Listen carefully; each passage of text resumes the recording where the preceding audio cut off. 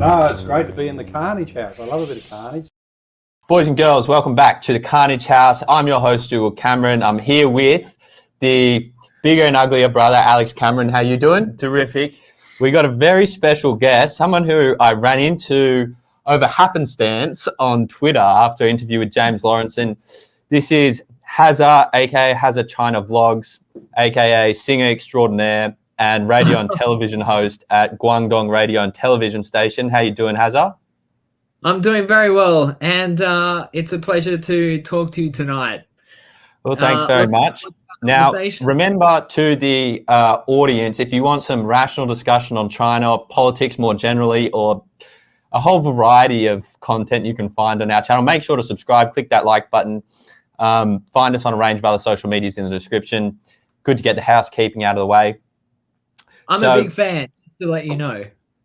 Oh, well, thank you very much. I've been watching a lot of your stuff on YouTube and Weibo, which is a social media platform a lot of Australians probably wouldn't have heard of before. You're a little bit of a celebrity going on Weibo.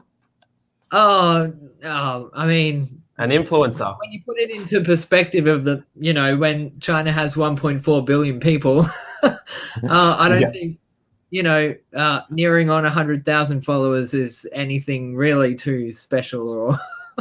Well, we want to get ourselves a little piece of that at some point. That would be very nice. So Hazza, you got a long resume. It's hard to really go through everything, but I guess what would be interesting is to ask how you, as someone who presumably grew up most of your childhood in Australia, ends up as kind of the face of a television station, news show, doing radio in China. I assume it's pretty complicated, but do you have a brief version you can share with us? Well, yeah. Do you want the the long or the short version? Because basically it began with me covering Chinese songs on the internet, and Really? then I went for a holiday to China. I went to Beijing, and unfortunately, the airline lost my luggage. It was the middle of winter. I'll join you with the it's beer o'clock here as Cheers. well. Cheers. Yeah. The airline lost my luggage. It was the middle of winter and it was freezing in Beijing. So I just, basically got the map out and said, where can I go in China that's not as cold as Beijing? And it was Guangzhou. So I went to Guangzhou, and then, as you mentioned, Weibo, somebody on Weibo contacted me and asked me if I'd like to do an interview at their station on their show. And it just happens to be GRT, the company that I work for now. Shout out. I think I must have done something right during that interview, because they offered me a job.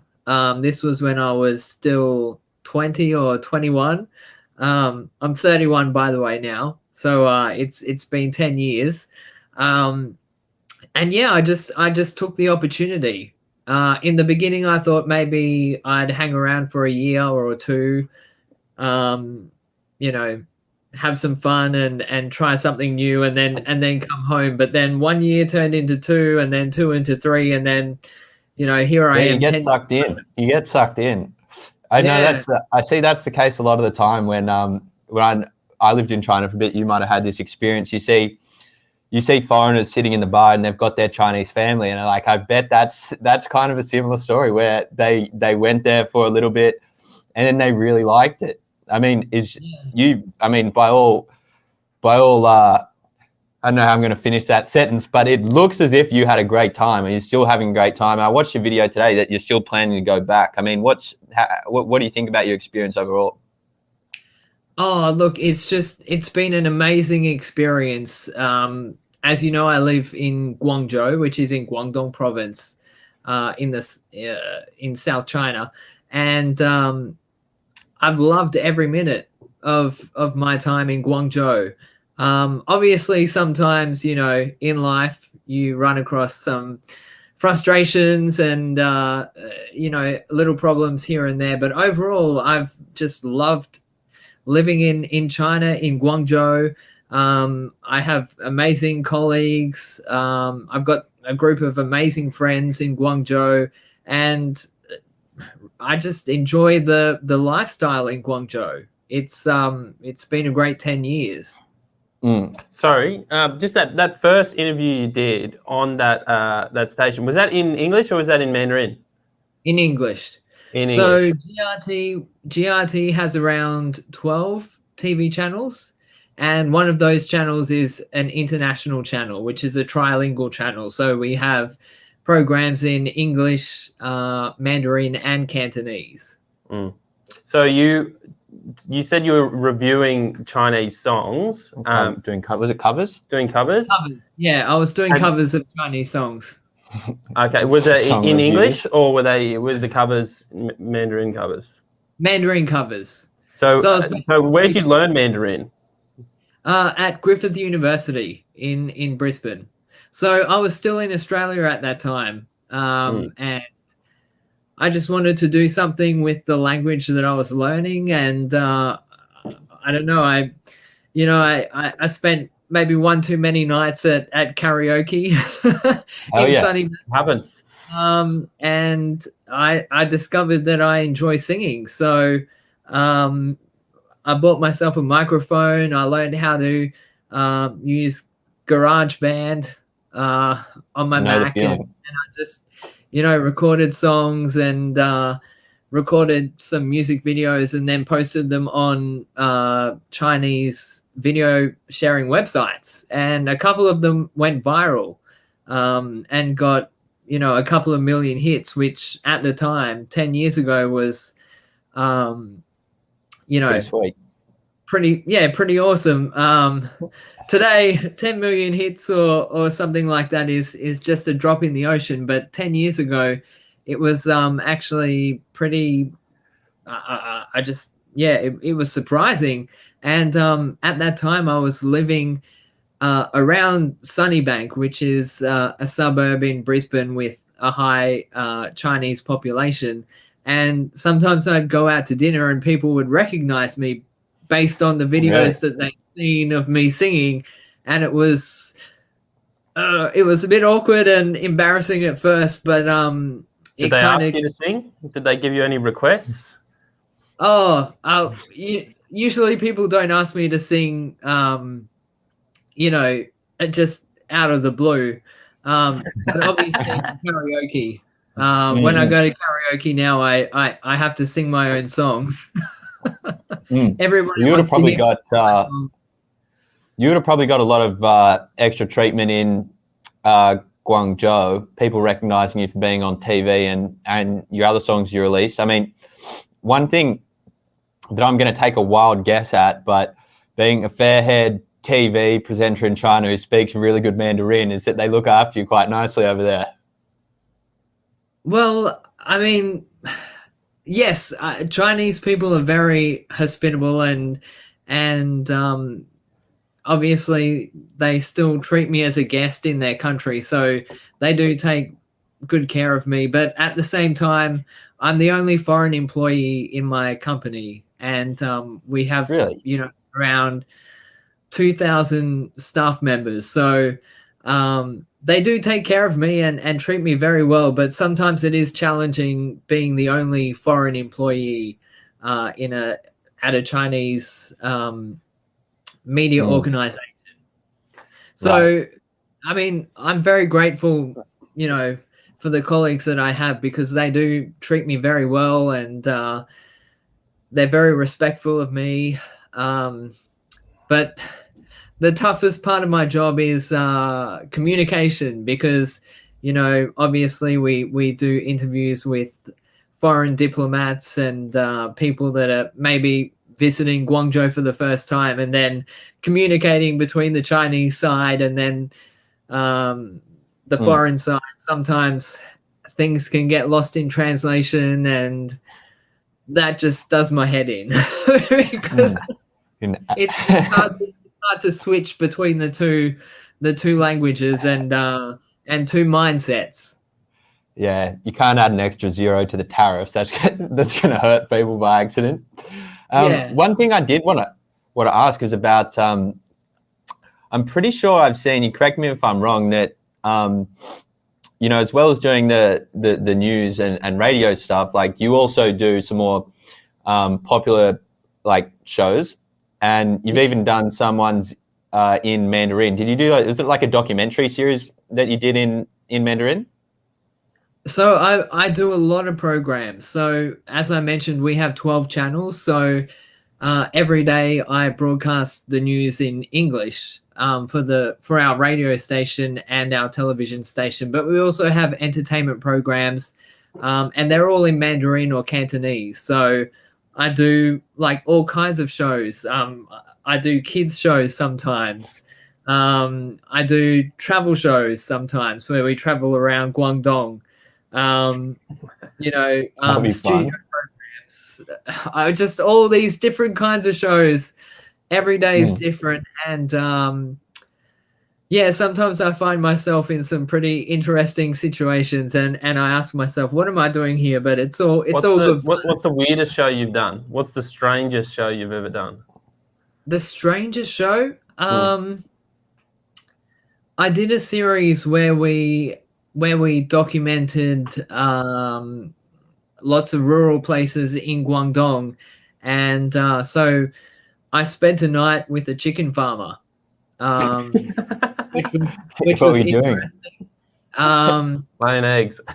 Helped him feed the chickens and collect the eggs, and there were a lot of eggs to collect. I also spent a night on a fishing boat, and you know, that was actually because I've had quite a few bloopers over the years with my presenting, and that's probably the most memorable one because obviously I interviewed the captain of the fishing vessel, and I asked him, what is the name of your ship? And he replied, fishing ship. And it just, in Chinese, obviously, but it just cracked me up, and I just I just thought it was hilarious, you know, such a creative name. You know, fishing boat, and you called it fishing boat. And I couldn't stop laughing for about 5 minutes. I had to compose myself and continue with the interview. How and I smelled like fish for about 10 days after that. Nobody likes that, do they? So how good was your Chinese when you first started doing Mandarin broadcasts? Terrible. Really? I thought it was a lot better than it actually was. I think a lot of people in Australia that study Mandarin and then go to China quickly realize that we have a lot of catching up to do once we get to China, because yeah, it's tough. It's tough to learn a second language here in Australia when there just really isn't the environment to immerse yourself in the language. You would have felt that. Alex went to China after like, what, a year and a half of doing university level from beginners Chinese? Yeah. So I did basically the same kind of a similar thing to what you did, except I was in my last year of university and I had 2 electives left. So I thought I might as well try and learn something rather than actually, you know, doing some diet and nutrition subject that I'm never going to use again. So then I picked up Mandarin, and it ended up, the Mandarin, I did beginners and then intermediate, and it ended up taking up just as much time as all my finance subjects. It was so intensive and it was so hard. And then, so then about 6 months after I finished the intermediate, I went over to Shanghai after not practicing, basically in that whole period. And so I had to basically learn the whole thing again.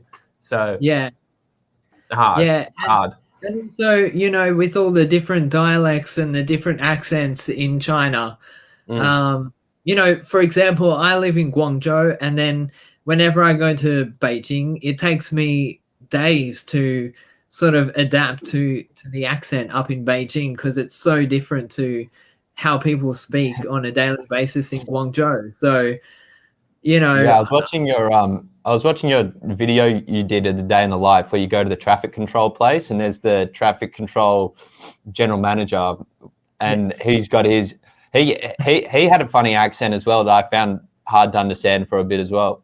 Yeah. And also it's interesting too because in Guangzhou there's in Guangdong province there are a lot of people that speak Cantonese as their first language, and And there are a lot of people who may be slightly older who never really had proper training in Mandarin. So sometimes it's a little bit tough to understand what they're trying to say, but at the same time, it makes you feel comfortable as a second speaker, as somebody who's speaking Chinese as a second language, because you know at the same time that you're not perfect either. So, well, what would you say to the struggling white people in Australia trying to learn Mandarin, and from someone who's got to the other side of it, people going through the struggle, what would you say to them? I'd say I'm still going through the struggle, but don't give up. Don't give up, because we need more Mandarin speakers here in Australia. We need, in Australia we need, whether it's Mandarin or Indonesian or Korean or Japanese, we need more speakers of Asian languages, because we are positioned in Asia. Look at a map.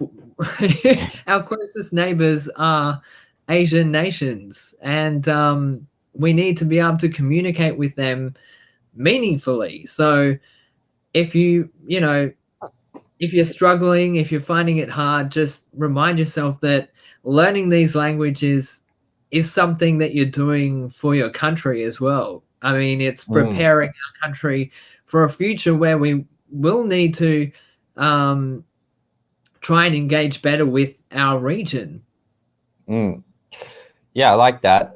Now maybe we can get into that a bit later on, because that was one thing I was quite sad about, was a range of governments and universities stopped offering your Confucius Institutes, and I just mean it's way harder now for people to learn Chinese in Australian schools. But to our first ad break, because we're corporate sellouts, although this is my favorite type of corporate selling out. Alex, can you pass over that Penthouse magazine, please? Fine literature that we have on the Fine table. literature. If we run this segment every week, Penthouse Alpha Male of the Week. So submit your alpha male below this video with a comment, and you'll go in the running to win a free Penthouse magazine. Cheers to that. The alpha male winner from last week's video was Alex Vandross, who nominated Giannis Antetokounmpo, who just won his first NBA championship and did it without joining a super team. Congratulations, you got an autumn edition coming straight to you. Congratulations to Giannis, big alpha male, big alpha energy, and thank you to Penthouse. Now, Dukes, you're going to have to answer to some people who are going to say that this is some version of nepotism, considering Alex is a very close mate of yours. What would you have to say to those detractors? Well, he was the only person to submit an alpha male comment onto that video, so he automatically gets it. So good work to Alex. I didn't know that. I'll get some of my friends to submit some answers. Good. Your friends haven't done much to help the channel. Myself. Yes, you need to as well. Get you and your friends. If you want a free Penthouse mag. Love it. Yeah, I don't. Did you pay for the shipping to China? Yeah, I tell you what, one of the people who won it recently was in Taiwan. That's going to be a bomb. I still have to send that over. And he nominated himself, that guy. Yeah, just don't send it via express mail, because that's where it's going to be really costly. Yeah, that's going to suck. Now he's going to get a PDF version is what he's getting. I'm going to get an angry letter from Xi Jinping probably as well. Now, I want to get a bit deeper into journalism in China. When I think it was 2020, when the Australian foreign correspondents who are living in China got kicked out, namely Bill Birtles, who was working for the ABC in Beijing, and Mike Smith, who was the AFR correspondent in Shanghai. And so now I believe Australia is in a position where it doesn't have any foreign correspondents over there, but evidently you are also a journalist, an Australian journalist who lives and works there. And I'm not. I wanted to ask, what do you? There are others. There are other Australian journalists living and working in China. Right. But is it just they're more focused on the local audience? So yeah, well, Australians don't know. I was surprised about it reading about the articles, and in the sense that maybe it was just for foreign news organizations, or maybe they just maybe it's not true. Maybe there are more foreign journalists over there. But was it weird for you? Because I know in some of their testimonies that they give, they felt very caught up in like a political situation that potentially might have led to them being at least unsafe, or maybe they felt like they were under suspicion or whatever. Did you feel any, or how did you feel about it as an Australian doing journalistic work in China during that time? Honestly, when I first heard the news, I wasn't concerned at all. I've lived in Guangzhou for 10 years. I have a great relationship with my employer. It was only when people started calling me and texting me from Australia, asking me if I was okay, that I started to worry a little bit, because when a lot of people ask you if you're okay, if you're safe, then you start to question yourself.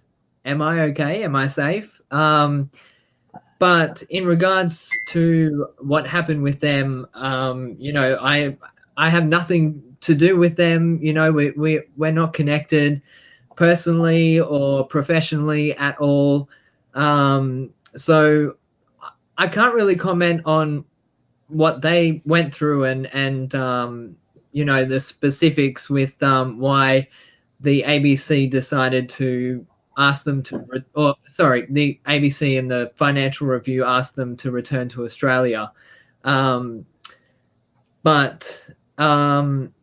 it didn't really concern me at all. And I actually had a conversation with my employers, and I told them about what had happened and whether I should be concerned. And they said, you've got nothing to worry about. Don't stress. And I basically, took that at face value, because we've worked together for 10 years and we have a great relationship. I think there's a lot of mutual respect between me and GRT and the people that I work with. So, I obviously I brought up the conversation. I asked whether I should be worried, and the answer was no. So I just went on with my life, and I do feel sorry for those guys, because from what I can tell, they really did enjoy their work in China, and they were really immersed in life in China, and had friends here and had plans here and things like that. And obviously I've read the articles published about their stories as well, and I get the sense that they were also sort of caught up in something political. So I don't know, I guess it's different being a foreign journalist working for a foreign media organization and being a foreign journalist working for a local media organization. It's two totally different scenarios. Yeah, I totally understand that. And I mean, I was lucky enough to meet Mike Smith once or twice when I was in Shanghai, and it's not it's a regular thing to do on this channel, is to take a slight dig at someone who's not on the channel when they don't have a time to defend themselves. But I just had a little disagreement with Mike one time where he felt like he was worried about, or at least critical of, let's say, political journalistic freedom in China. Mm-hmm. And then I asked him about, Julian Assange and him being locked up for doing journalism on the Australian, American and Western governments. Mm-hmm. And he said they're not, it's not the same. But, anyway, it's like China's got its thing where, and this is the next thing I want to ask you about, is kind of journalistic freedom and things like that and how you've felt about it. But I would also caution our viewers into believing that, Western countries have full journalistic freedom as well. So, sometimes we hear about the Great Chinese Firewall.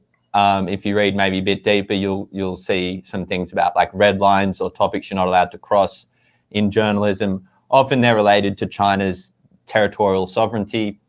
You might have some lists of banned words you can't talk about. There's certain political topics which, don't get any airtime in China because they're politically sensitive. Historical events. What's been your experience with, how you've conducted your journalism in particular, and if you've ever come across sticky situations with regards to the political content, or if you've ever done political content? Well, I'm actually just really happy with my niche in Guangzhou because I'm responsible for local news, local Guangdong news, and also a lot of expat-related issues. So in terms of journalism, I do a lot of interviews with fellow expats in China, and we sort of provide a service where we do provide news and commentary and also information to expats living in Guangdong, because actually Guangdong as a province has the largest population of foreign nationals in all of China. And Guangzhou truly is like a melting pot. People from all around the world, because you've got people from, I guess you would say, Western countries such as the United States, Canada, Australia. But then you've also got a lot of people from South America, also from Africa, Europe as well. So I think in Guangzhou, the expat population, I can't remember exactly off the top of my head, but I think it's something like 60,000 or so. So there's a lot of us living in Guangzhou, and when it comes to news, my focus is mainly on expat issues. I don't tend to get involved in political issues, and when I read the news as a news anchor, not all of the stories have been not all of the stories have been written or produced by myself. So I'm just reading the news as a news anchor. I think that's pretty much the job of any news anchor around the world.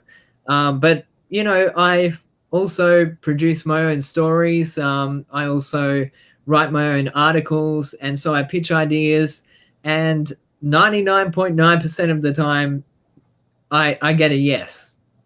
I have been censored twice, but that was because I swore on television. One time, Fiona, you're going to have to find that video. One of those times it was in Mandarin Chinese, and I knew straight away that I said something wrong, and so I had to dub over that part before it was broadcast. And the second time it was in Cantonese, and I didn't realize Cantonese too. I'd said a naughty word in Cantonese, because my Cantonese is, not, it's terrible. I get by, but my Cantonese is terrible, and I accidentally swore in Cantonese, so I had to redub that part of the program as well. So did you know you were swearing when you swore, or did someone say that was actually a swear word afterwards? Yeah, so we filmed it. It was actually for a sitcom. So that particular scene was for China's longest running sitcom, which broadcasts on our network. And nobody said anything at the time. Everyone just laughs. Cantonese is a really expressive language. So, just in daily usage, people swear in Cantonese quite a lot, and it doesn't raise eyebrows. So obviously at the time, nobody thought anything of it. But then I guess when they went to edit the program and put it all together, they realized, this is not suitable to be broadcast on television. So I had to redub that section of the program. But, in terms of censorship, I guess I see China a little bit differently to perhaps people who would see themselves as outsiders, because I don't know, I guess in some ways China is a little bit defensive and closed when it comes to releasing information, but I work for a domestic station, so it's not difficult for me to access information and speak to the people that I want to speak to. Yeah. Well, I guess sometimes, in terms of the way you speak, in terms of language usage, the way you phrase things, sometimes you do have to be a little bit careful because obviously China has its, idea of what constitutes its sovereignty. And so as a guest in China, I respect that. I wouldn't challenge that. So I, when I report on stories and things like that, I would speak as though, according to the norms in China. And I've said it before. I'm a guest in China, so I'm happy to do that because I think people should respect the laws and the norms of their host countries wherever they go in the world. Yeah. And one thing I wanted to ask you about was how does what are the feelings within expat communities at the moment? Because I guess that probably a lot of them would have gone home during the virus and see their families. You're home now. I mean, is it business as usual for most people, or how is it? Like, I'm particularly interested in kind of the Australian community with some of the trade restrictions, trade barriers, like some people say a trade war that's going on. And what are they feeling? Yeah, business as usual. I think early on in the pandemic, before it was, pronounced by the World Health Organization that it was a pandemic, there were expats in China that did leave.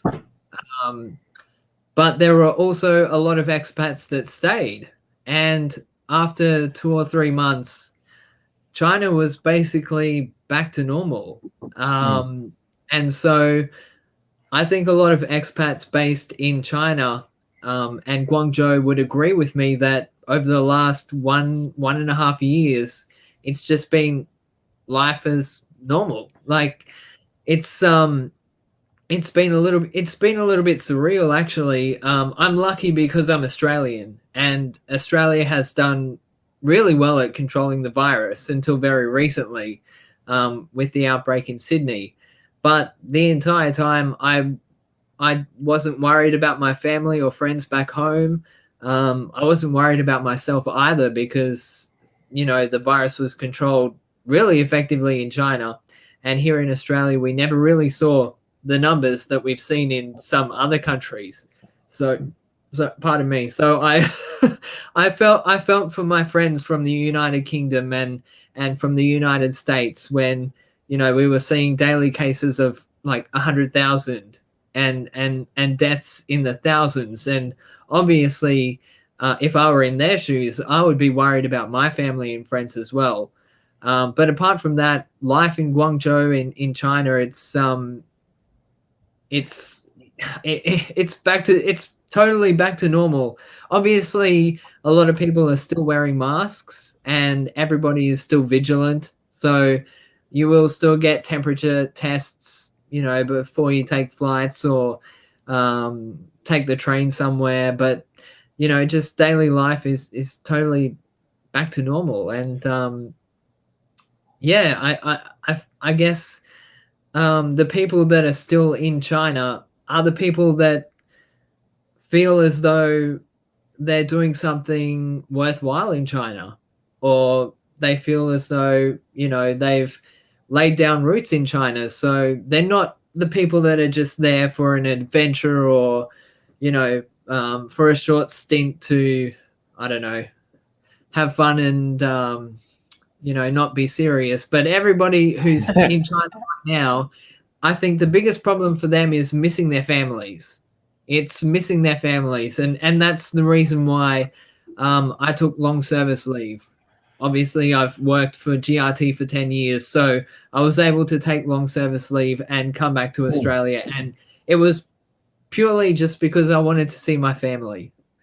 And Mm. I feel very lucky that I've been able to do that, because I know a lot of friends back in Guangzhou who would love to be doing what I'm doing right now, being back home with family, but it's just not possible for them, for various reasons, whether it be visa status or flights or travel restrictions. So yeah, I know I'm very lucky in that regard.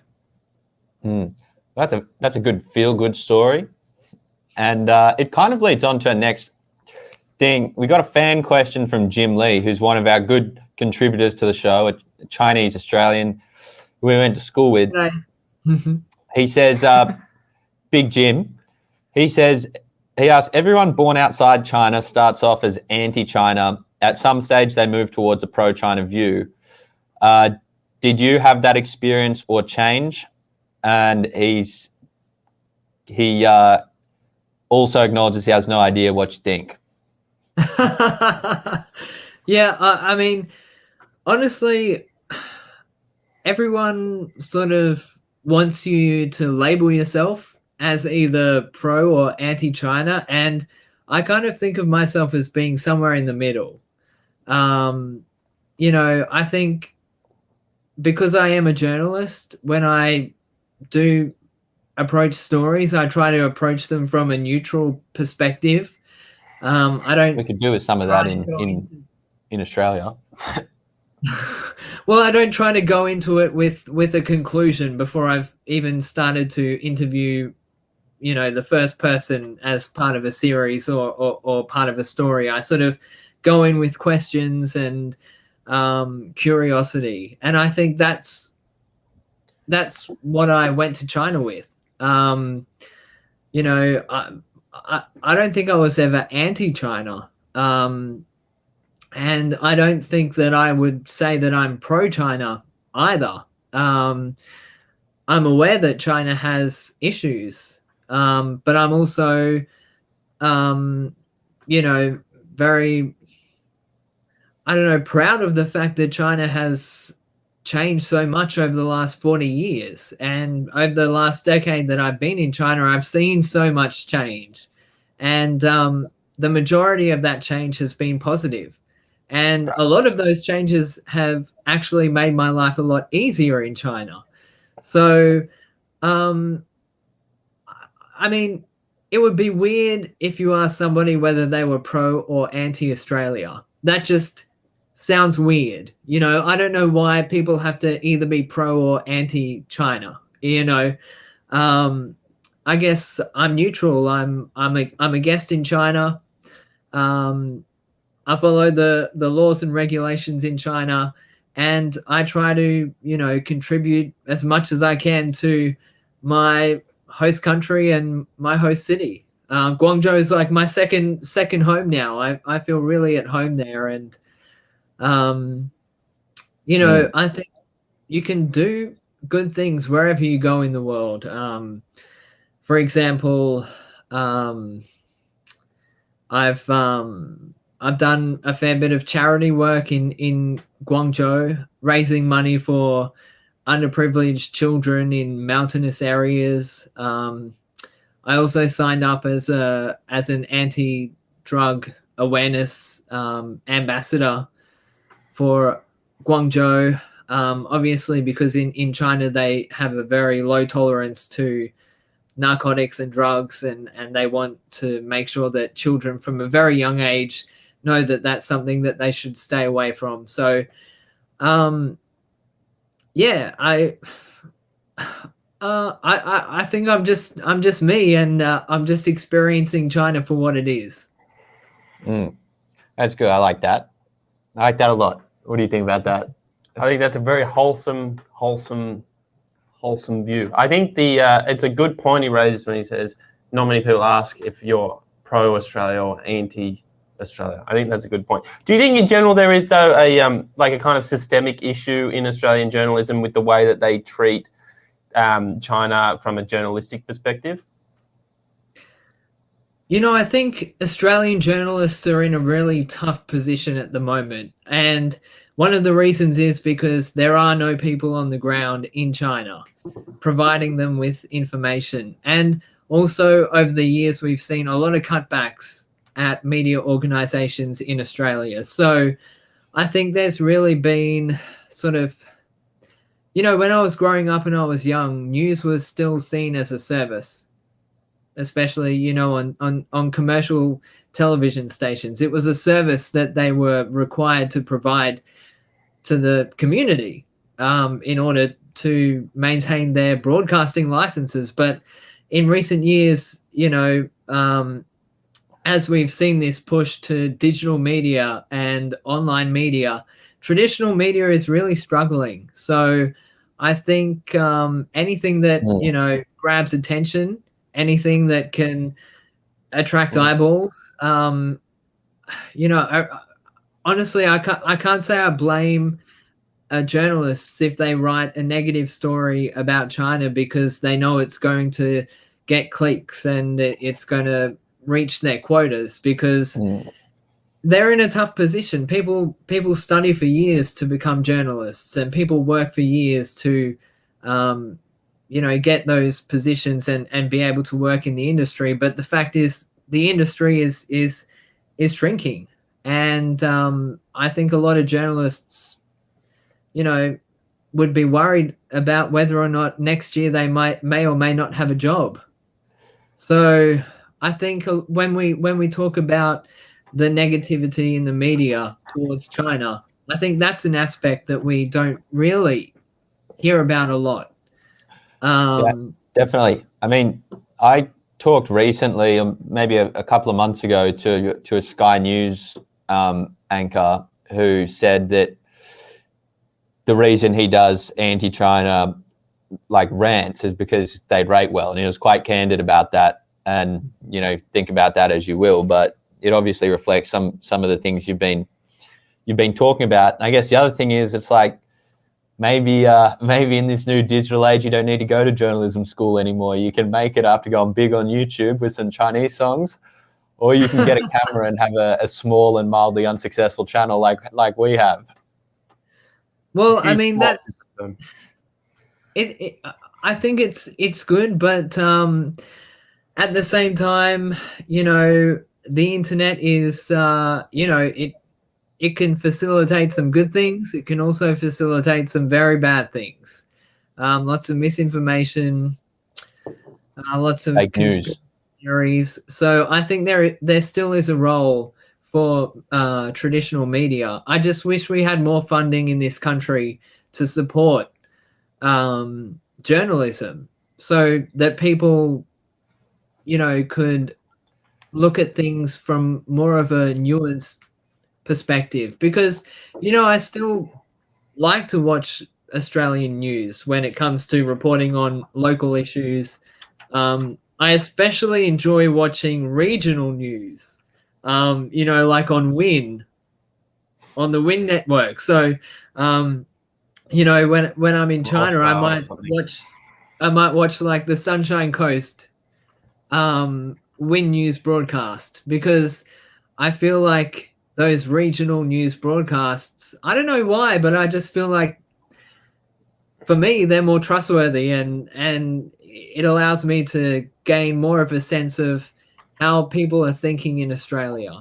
Because I don't know, it's just, I guess, so it's not so polarized, because it's focused on local communities in Australia. So I enjoy watching those broadcasts. And a lot of people have asked me recently, like, what's your end game? What are you hoping to do in the future? And I just said, well, I'd love to work one day somewhere like Toowoomba or the Sunshine Coast or Cairns, and just host a local news bulletin. I'd be happy to I'd just be happy to do that, because I enjoy my job. I enjoy what I do.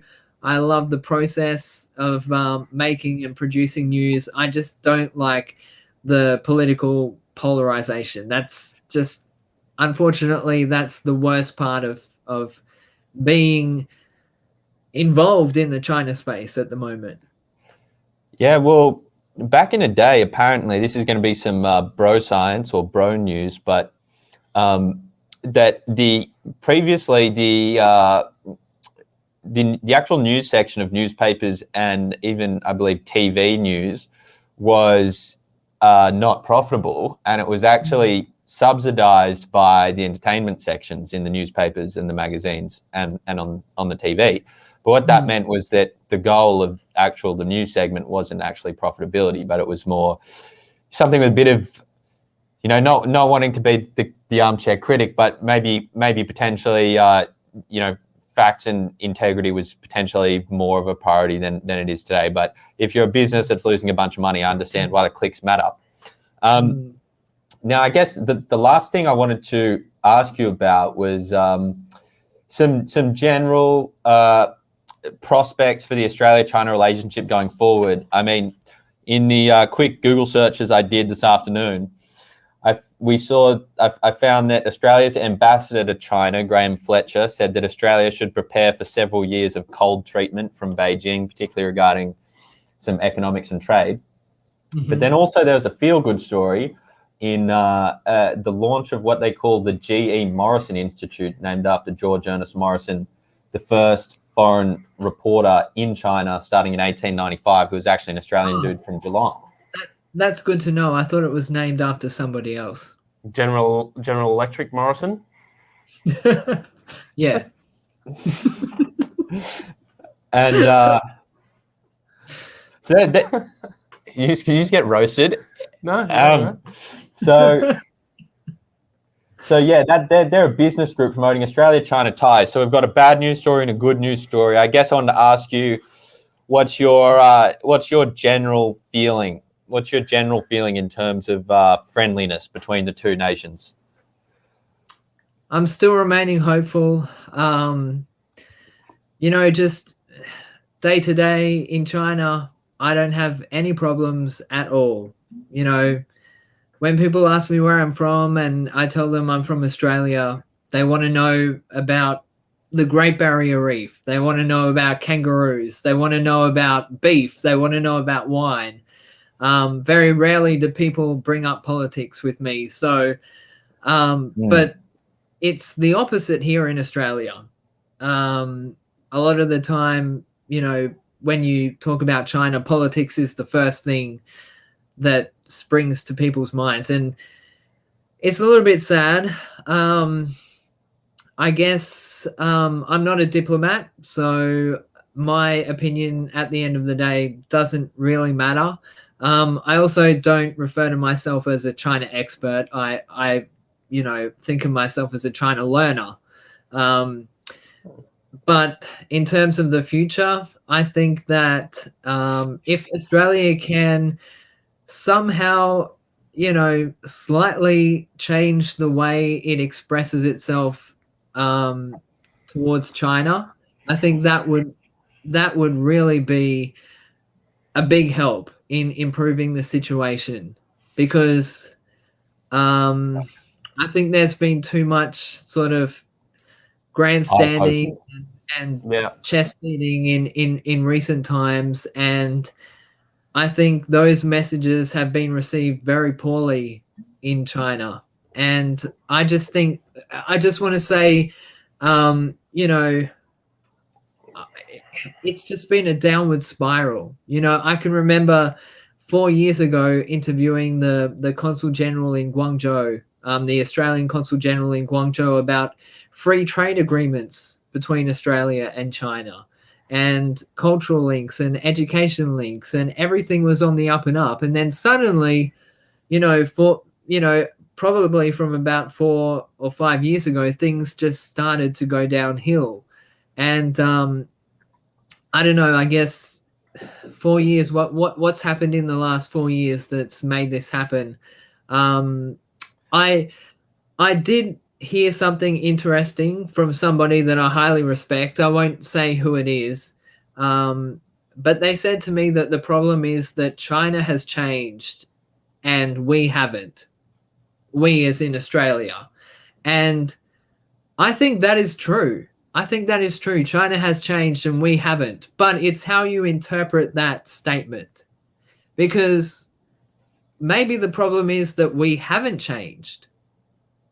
I don't think it's a problem that China's changed, because when you look back on the past and you see that, you know, a majority of the country was living in poverty, and now, you know, absolute poverty in China has been all but eradicated. That's a good change.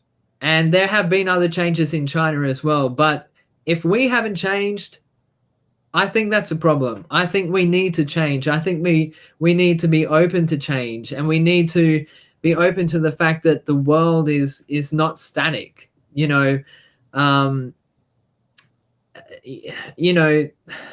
we always hear about the rules-based order, but the world changes, and some countries are powerful for a period of time, and then, you know, they may lose significance. We've got to move with the times, and we've got to adapt. I think we really do need to learn to adapt as a country, and we really do need to acknowledge the fact that we are not an Anglo-Saxon country. We're a multicultural country. You know, I think it's somewhere like 40% of Australians weren't born here. So we really do need to acknowledge that this idea that we have in our head about what Australia is compared to the reality of Australia are two completely different things. And I think if we can reach that point, and we can focus more on our own national interests and balance that with our relationship with China, then hopefully we can move forward, and hopefully we can see some improvements. And, you know, as I said, I'm not a diplomat, but I can already think of a couple of areas that we can work on together, such as climate change. If we as a country can get, you know, kick into gear and do something about climate change. You know, education, travel, tourism. There are a lot of areas that we can find common ground and we can work on together.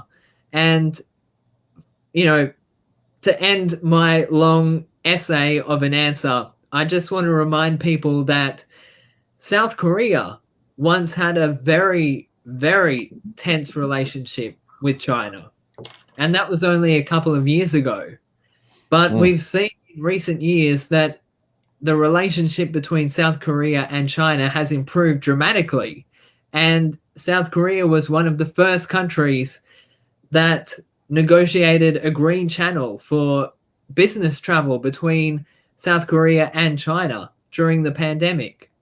So, you know, nothing is forever.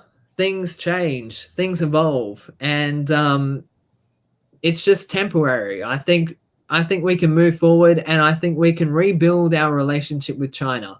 I think we need to want to do that, and at the same time, we also need China to want to do that as well.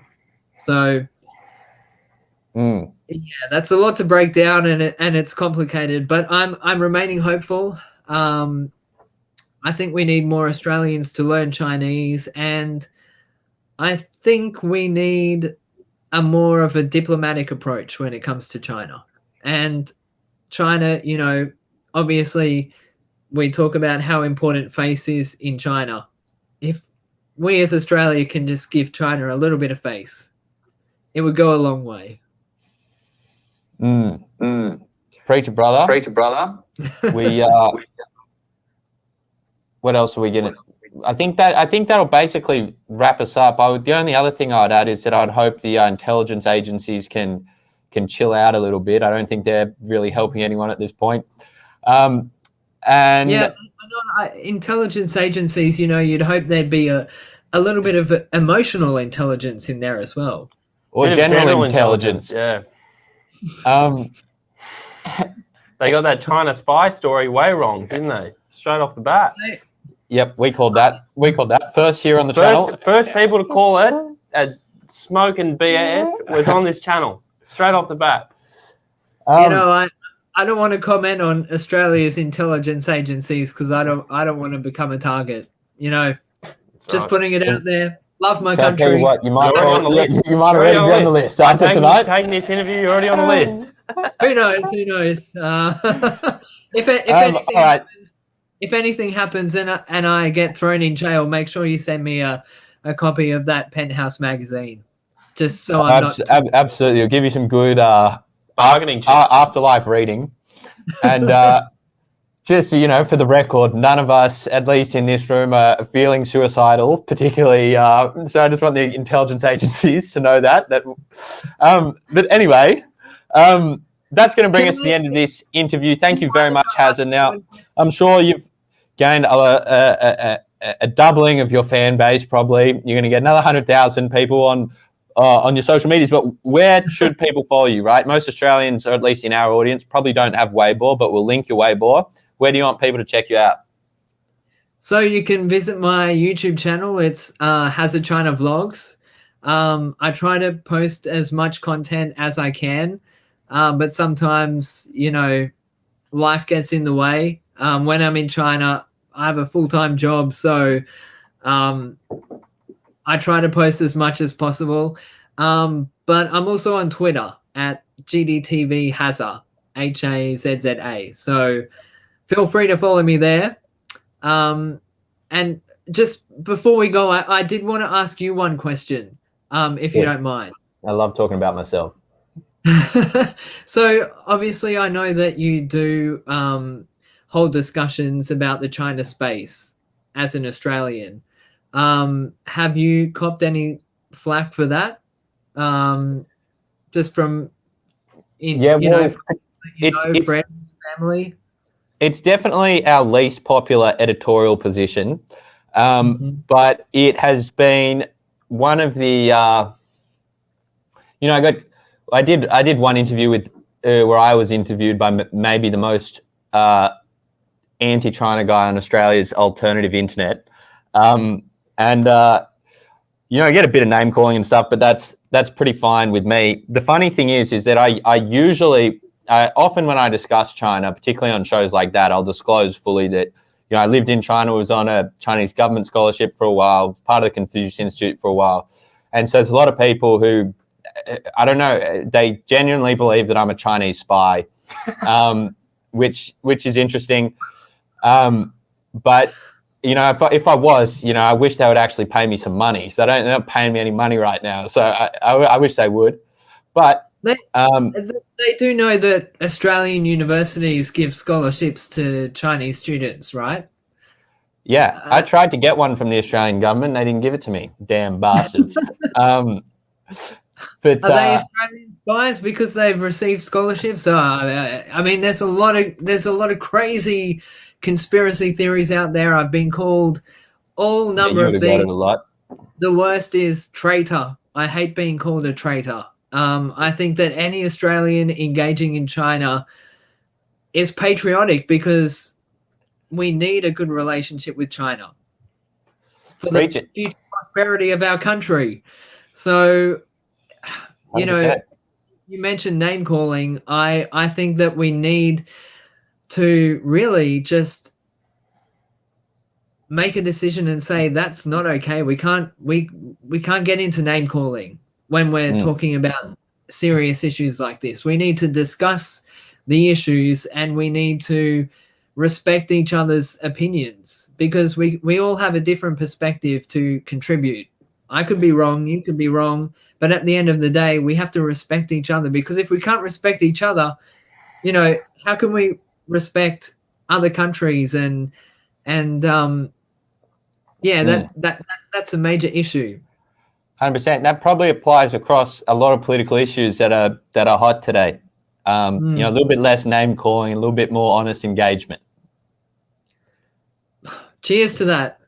Cheers to that. Cheers to that. All right, we'll let you finish your beer in peace. Thank you very much. We're going to chop this up some type of way. Thanks for recording it. And also a quick shout out to our little sister Fiona who produces these videos for us because I didn't realize until about 30 minutes for the interview that I had given our microphones to someone else and didn't have them. And she actually tonight brought over some new microphones anyway. So shout out to her.